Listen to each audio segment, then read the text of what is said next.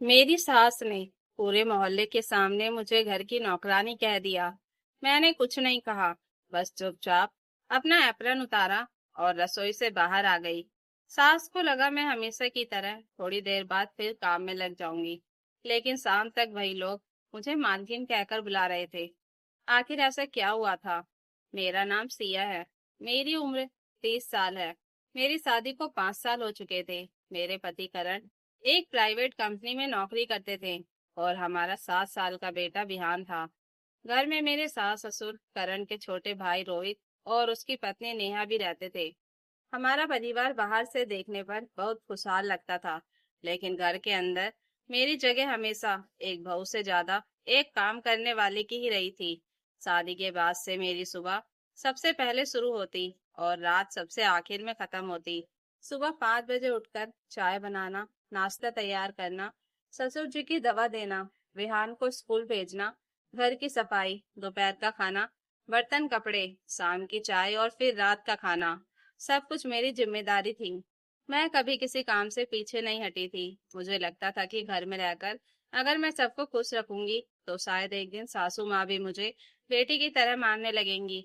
लेकिन ऐसा नहीं हुआ। सासू माँ अक्सर रिश्तेदारों के सामने कहती, मेरी बहू बहुत काम करती है, मगर जब कोई मेरी तारीफ करता तो वह तुरंत कह देती, अरे काम ही तो करती है, इसमें कौन सी बड़ी बात है। मैं सुनकर भी मुस्कुरा देती थी। करण कई बार मेरी थकान देखता था और कहता, सिया तुम थोड़ा आराम कर लिया करो। लेकिन जब माँ के सामने मेरी मदद करने की बात आती तो वह चुप हो जाता। मैं भी उससे शिकायत नहीं करती थी। मुझे लगता था कि घर की शांति के लिए कुछ बातें नजरअंदाज करना ही बेहतर है। उस दिन हमारे घर में एक छोटा सा धार्मिक कार्यक्रम रखा गया था। सासू माँ ने मोहल्ले की करीब 20-25 महिलाओं को बुलाया था। सुबह से ही मैं रसोई में लगी हुई थी। पूड़ी सब्जी हलवा चाय पकोड़े, मैं अकेली लगातार काम कर रही थी। नेहा और रोहित भी घर में थे, लेकिन नेहा तैयार होकर मेहमानों के साथ बैठी थी। मैंने उससे 2 बार मदद मांगी, लेकिन उसने कहा, भाभी आज तो आप ही संभाल लो, वैसे भी आपको तो आदत है। उसकी बात सुनकर मुझे बुरा लगा, लेकिन मैंने कुछ नहीं कहा। दोपहर करीब 1 बजे मेहमानों की भीड़ बढ़ गई।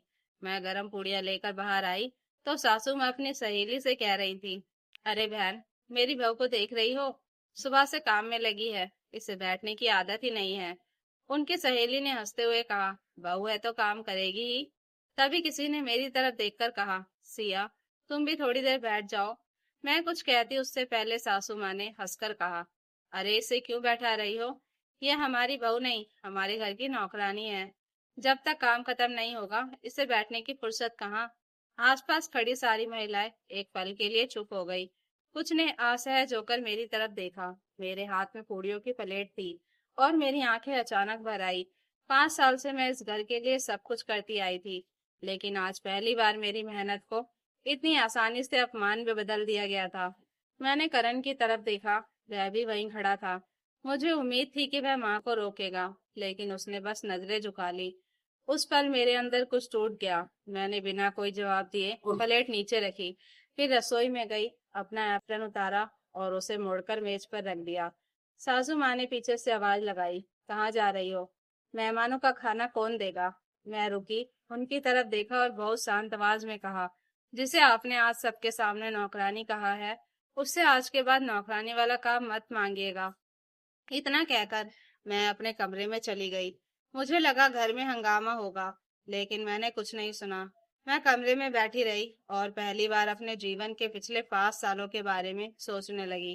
तभी मेरे फोन पर एक कॉल आया। स्क्रीन पर नाम देखकर मैं कुछ सेकंड तक उसे देखती रही। यह वही नंबर था जिसे मैंने पिछले 2 साल से कभी फोन नहीं किया था। मैंने कॉल उठाई तो सामने से आवाज आई, सिया अगर तुमने सच में अब अपने लिए खड़े होने का फैसला कर लिया है तो कल से नहीं, आज से ही वापस आ जाओ। जिस काम को तुमने हमारे कहने पर छोड़ा था उसकी जरूरत हमें अभी है। मैंने कुछ नहीं कहा। मेरी आंखों से आंसू बह रहे थे, लेकिन इस बार ये आंसू बेबसी के नहीं थे। मैंने फोन रखते हुए सिर्फ एक बात सोची, शायद मेरी सास ने मुझे नौकरानी कहकर अनजाने में मेरी जिंदगी का वह दरवाजा खोल दिया था जिसे मैं खुद 5 साल से बंद करके बैठी थी। अगले ही पल मैंने अपने आंसू पोंछे और 2 साल पुराने उस नंबर पर दोबारा फोन किया। फोन उठते ही सामने से वही आवाज आई, सिया, क्या तुमने फैसला कर लिया? मैंने धीमे से कहा, हाँ दीदी, अब मैं वापस काम करना चाहती हूँ। यह मेरी बड़ी बहन राधिका थी। शादी से पहले मैं उनके साथ मिलकर एक छोटा सा होम बेकरी बिजनेस चलाती थी। शादी के बाद सासू माँ को मेरा घर से बाहर काम करना पसंद नहीं था, इसलिए मैंने सब छोड़ दिया था। लेकिन काम छोड़ने से पहले मैंने अपनी बनाई हुई कई रेसिपी ग्राहकों को पसंद और काम करने का तरीका राधिका दीदी को सिखाया था। धीरे धीरे उनका काम बढ़ता गया और आज उनकी छोटी सी बेकरी शहर के कई कैफे और दुकानों को सामान देती थी। राधिका ने कहा, सिया, तुम्हें सिर्फ वापस नहीं आना है, इस बार तुम्हें अपना काम संभालना है। अगले महीने से मैं शहर से बाहर एक नई यूनिट शुरू कर रही हूँ और मुझे एक किसी भरोसेमंद इंसान की जरूरत है। तुम चाहो तो यह जिम्मेदारी संभाल सकती हो। मैंने कुछ पल सोचा और कहा, लेकिन मैं 5 साल से घर से बाहर काम नहीं कर रही। मुझे नहीं पता मैं कर पाऊंगी या नहीं।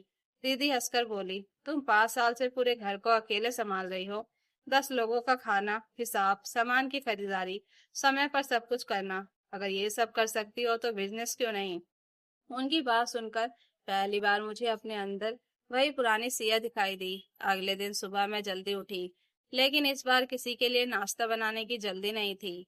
मैंने बिहान का टिफिन बनाया, उसे स्कूल भेजा और फिर अपने कमरे में बैठकर अपनी पुरानी फाइलें निकालने लगी। उनमें मेरी पुरानी नोटबुक, कुछ रेसिपी और ग्राहकों के पुराने नंबर थे। 5 साल बाद उन चीजों को हाथ में लेकर मुझे ऐसा लगा जैसे मैं अपनी खोई हुई पहचान वापस पकड़ रही हूँ। दोपहर तक मैंने राधिका दीदी के साथ ऑनलाइन मीटिंग की और उन्होंने मुझे नई यूनिट की पूरी जिम्मेदारी समझा दी। मैं अभी यह सब कर ही रही थी कि सासू माँ कमरे में आ गई। उन्होंने पूछा, सुबह से कमरे में क्या कर रही हो? रसोई में काम पड़ा है? मैंने पहली बार बिना घबराए कहा, माँ जी, आज से मैं थोड़ा काम बाहर भी करूंगी। वह हंसते हुए बोली, कौन सा काम? तुमसे घर नहीं संभलता और अब बाहर का काम करोगी? मैंने कुछ नहीं कहा। शाम को करण घर आया तो सासू माँ ने उसे सारी बात बता दी। मुझे लगा वह भी मुझे रोक देगा, लेकिन उसने सिर्फ इतना पूछा, सिया, तुम सच में वापस काम करना चाहती हो? मैंने कहा, हाँ। वह कुछ पल चुप रहा और बोला, तो करो। सासू माँ तुरंत बोली, तुम्हें समझ भी है घर कौन संभालेगा? करण ने पहली बार माँ की तरफ देखकर कहा, माँ, 5 साल से सिया ही तो सब संभाल रही है, अब घर हम सब मिलकर संभालेंगे। सासू माँ को शायद यह बात बिल्कुल पसंद नहीं आई। अगले दिन से मैंने अपना काम शुरू कर दिया। शुरुआत में मैं घर से ही राधिका दीदी के साथ ऑर्डर और हिसाब संभालती थी। फिर कुछ दिनों बाद नई यूनिट देखने के लिए मुझे शहर के दूसरे हिस्से में जाना पड़ा। मैंने पहली बार अपनी पुरानी पहचान वाला सूट पहना और सुबह घर से निकलने लगी तो सासू माँ ने ताना मारा, देखो, नौकरानी अब मालकिन बनने चली है।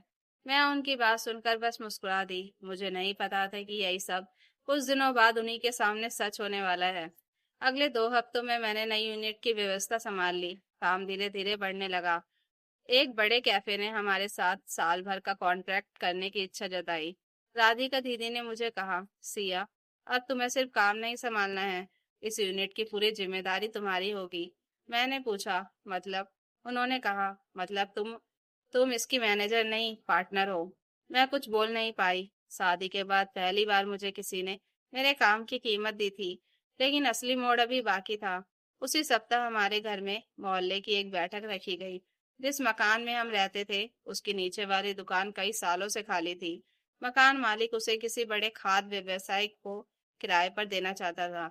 उसी दिन राधिका दीदी का फोन आया और उन्होंने कहा, सिया, मुझे लगता है हमें तुम्हारी यूनिट यहीं शुरू करनी चाहिए। जगह बड़ी है और लोकेशन बहुत अच्छी है। अगर तुम तैयार हो तो मैं आज ही मालिक से बात करती हूँ। मैंने हामी भर दी। शाम को मकान मालिक घर आया। उसने सासू माँ और ससुर जी के सामने कहा, मैंने आपकी बहू से बात की है, वह नीचे वाली पूरी जगह लेकर अपना काम शुरू करना चाहती है। सासू माँ चौंक गई। हमारी बहू? मकान मालिक मुस्कुराकर बोला, जी सिया जी, अब इस पूरी यूनिट की जिम्मेदारी उन्हीं के पास है और किराए की जगह लेने वाली भी वही है। सासू माँ कुछ बोलती उससे पहले राधिका दीदी भी वहां आ गई। उन्होंने सबके सामने कहा, सिया अब सिर्फ मेरी बहन नहीं, हमारी बिजनेस की पार्टनर है। इस नई यूनिट का पूरा संचालन वही संभालेगी। मुझे सासू माँ का चेहरा याद है। कुछ दिन पहले उन्होंने पूरे मोहल्ले के सामने मुझे नौकरानी कहा था। आज उसी मोहल्ले के लोग मेरे पास आकर कह रहे थे, सिया जी, अब तो आप मालकिन बन गई। लेकिन मैंने किसी को जवाब नहीं दिया। मैंने सिर्फ अपनी सास की तरफ देखा। उनकी आंखों में पहली बार शर्म थी और मुझे पता था कि अभी सबसे जरूरी बात बाकी है। मालकिन बनने से ज्यादा जरूरी था यह तय करना कि मैं उस घर में वापस किस हैसियत से जाऊंगी। उस शाम जब सब लोग मुझे मालकिन कहकर बुला रहे थे, मेरे मन में खुशी से ज्यादा एक अजीब सी शांति थी। मुझे किसी को नीचा दिखाकर खुश नहीं होना था। मैं बस ये देखना चाहती थी कि क्या मेरे घर वाले अब मुझे मेरी मेहनत और मेरी पहचान से देखेंगे। राधिका दीदी ने सबके सामने कहा, सिया ने इस काम को सिर्फ संभाला नहीं है, इसे खड़ा किया है। इसलिए इस यूनिट का फैसला भी अब वही करेगी। सासू माँ चुपचाप खड़ी थी। कुछ देर बाद उन्होंने मुझे अकेले में बुलाया और बोली, तुम्हें मुझसे बहुत नाराजगी होगी। मैंने कहा, नाराजगी है माँ जी, लेकिन बात सिर्फ उस दिन की नहीं है।